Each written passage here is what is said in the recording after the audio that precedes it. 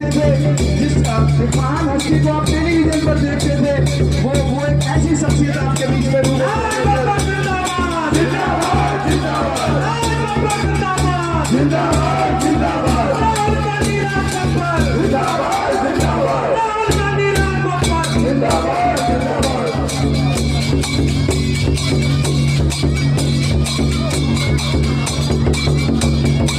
वहीं पर जोरदार नारा लगाएंगे, राज बब्बर जिंदाबाद जिंदाबाद जिंदाबाद, राहुल गांधी जिंदाबाद जिंदाबाद, इरशाद शेख जिंदाबाद जिंदाबाद जिंदाबाद, आफ्ताब अहमद जिंदाबाद जिंदाबाद जिंदाबाद, राहुल गांधी जिंदाबाद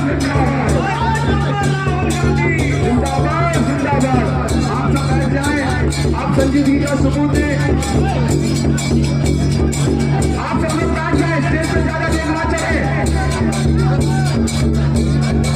इरशाद चेयरमैन जिंदाबाद जिंदाबाद, देखो देखो कौन आया, देखो देखो कौन आया, शेर आया शेर, देखो देखो कौन आया, शेर आया शेर, देखो देखो कौन आया, शेर आया शेर, राहुल गांधी जिंदाबाद जिंदाबाद, राहुल गांधी जिंदाबाद जिंदाबाद। एक बार नारा लगाएंगे, राज बब्बर जिंदाबाद, राज बब्बर जिंदाबाद, आफ्ताब अहमद जिंदाबाद, जनाब इरशाद चेयरमैन जिंदाबाद। थोड़ा सा स्टेज को खाली बैंक को चिपका दे। 75 पार का रिजल्ट क्या निकला? 75 पार का रिजल्ट निकला इनकी 40 हो गया क्या? अब 400 पार का नारा भी इनका 200 मुश्किल से पार होगा। ये बात मैं आपको गारंटी के साथ कहता हूँ। और जो आज हमारे भारतीय जनता पार्टी के उम्मीदवार जो पिछले 25 साल से लगातार इस संसदीय सीट पर जमे हुए हैं, वो मेवात में चारों तरफ बड़े बड़े प्रचार फैला रहे हैं, बड़े बड़े लोगों के पोस्टर लगा रहा कि मेवात विकास के नाम पर वोट करेगा। अरे मैं ये बात कहना चाहता हूँ मंच के माध्यम से, हमारे जो MP साहब हैं श्री राव इंद्रजीत जी, उनको भड़कली से लेकर होटल करोड़ दिखा दो। 15 साल से हमारे लोग मुंह से और 4 लेन के लिए 10 साल से हमारे लोग प्रदर्शन कर रहे हैं, मांग कर रहे हैं, लेकिन एक जस की तस हमारी समस्या वहीं के वहीं खड़ी है। हमारे विधायकों ने भी संसद में खूब बोला, लेकिन आज भी वो जस के तस खड़ी है। 10 साल से हमारे लोग, राजबब्बर साहब 10 साल से हमारे लोग एक यूनिवर्सिटी की मांग कर रहे हैं। यहाँ से लेकर विधानसभा तक लोगों ने आवाज उठाई। हमारे तीनों माननीय विधायक श्री मोहम्मद खान जी भी, चौधरी आफ्ताब अहमद जी भी, चौधरी इलियास मोहम्मद ने भी, और बाकी सामाजिक संगठनों ने भी। लेकिन ये भारतीय जनता पार्टी सिर्फ लोगों को बरगलाने के काम करती है। और एक जब पूरे हरियाणा जिले में हर जिले में एक यूनिवर्सिटी है, तो हमारा ही जिला इससे अछूता क्यों? ये हमारे साथ ही दोगलापना क्यों? हमें मेवात के नाल का हमें लालसा दिया गया है, लेकिन आज तक जस की तस समस्या है, जस की तस समस्या है। हम कहते हैं आज हमारे बीच हमारे प्रत्याशी गुरुग्राम से श्री राज बब्बर जी, ये जनता का राज लाने वाले हैं, यानी कि जनता का राज, राज बब्बर। और एक है इनके विरोध जो है राव इंद्रजीत जी राजा, जो एक राजशाही का राज चलते आए और फिर उस राजशाही को चलाना चाहते हैं। तो मैं आपसे ये उम्मीद करता हूं कि हमें इस बार गुड़गांव लोकसभा में इतनी मजबूती से एकजुटता दिखानी है, इतनी मजबूती से एकजुटता दिखानी है हर गांव में, हर बूथ पे, और इस तरीके से वोटिंग करनी है जैसे हम सरपंचों में 90-90, 95% वोट करते हैं। करोगे ना इंशाल्लाह।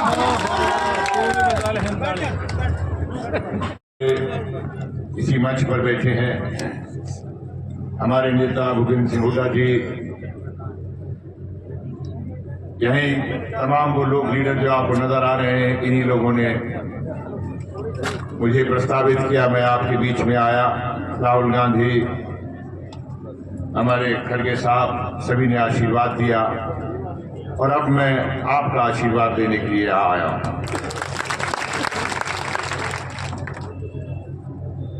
ये जो मैं देख रहा हूं, इसमें जरा भी किसी भी तरह के शक व शुबा नहीं है। मैं यकीनन कह रहा हूं, आप ये मत समझिए वहां वालों को बैलेंस कर रहा हूं या वहां के यहाँ वाले का कर्म है। गुड़गावा हो, रेवाड़ी हो, बादशाहपुर हो, मैं जहां जहां जा रहा हूं आप ही की तरह बदलाव के लिए तैयार है।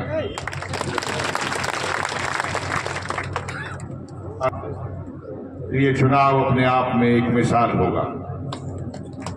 ये चुनाव मिसाल होगा, क्या जिम्मेदारियां होती हैं। एक तरफ ये जनप्रतिनिधि है जिनके लिए सभी लोग कह रहे हैं कि जो भी मेवात में तरक्की हुई वो आपकी सरकार में हुई, लेकिन 10 साल से इन्हें भी परेशान किया जा रहा है, इनकी योजनाओं को भी रोका जा रहा है।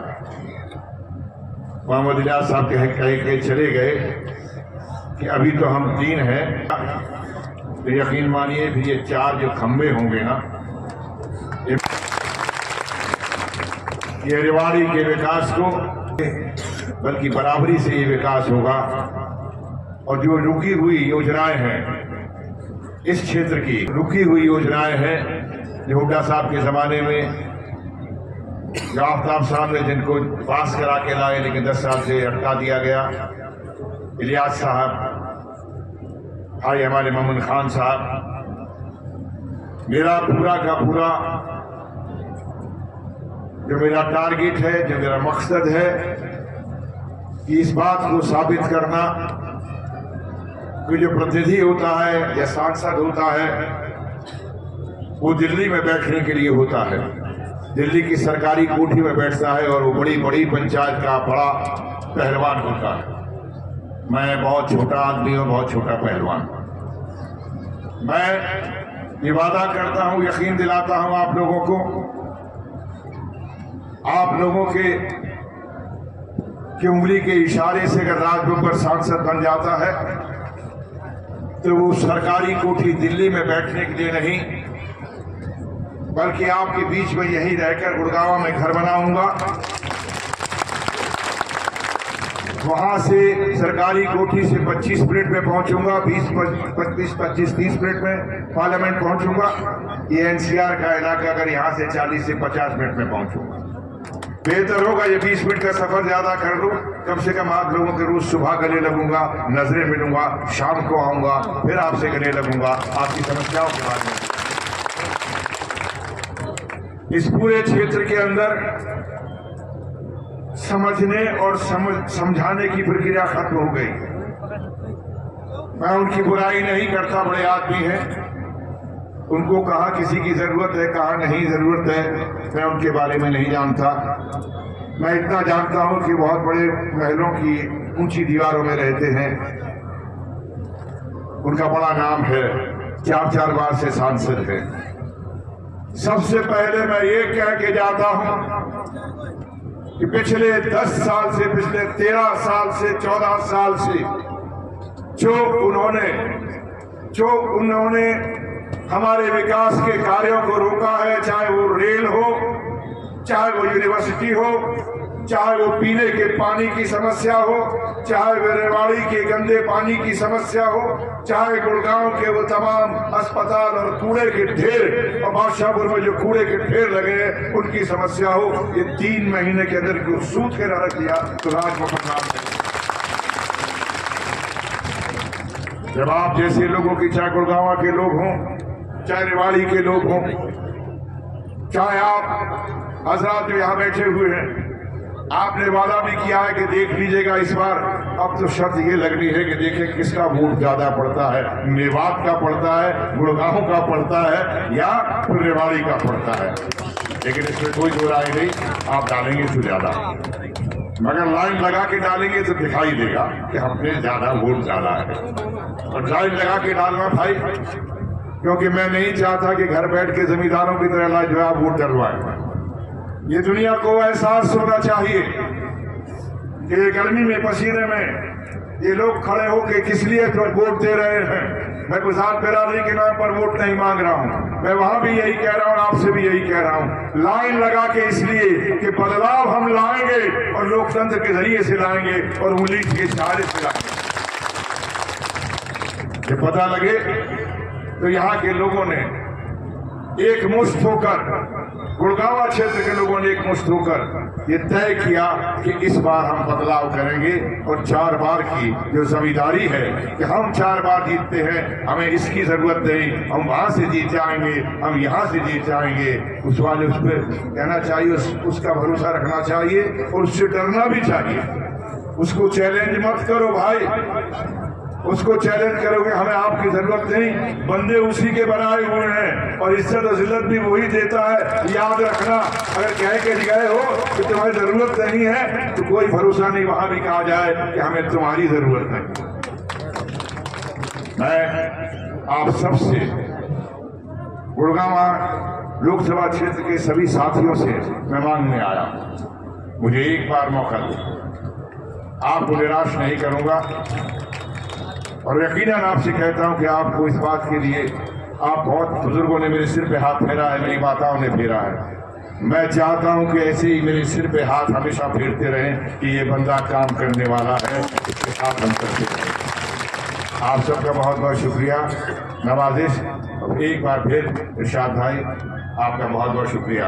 आपने कहा था मैं स्वागत करूंगा, आपने बहुत बड़ी मेहरबानी।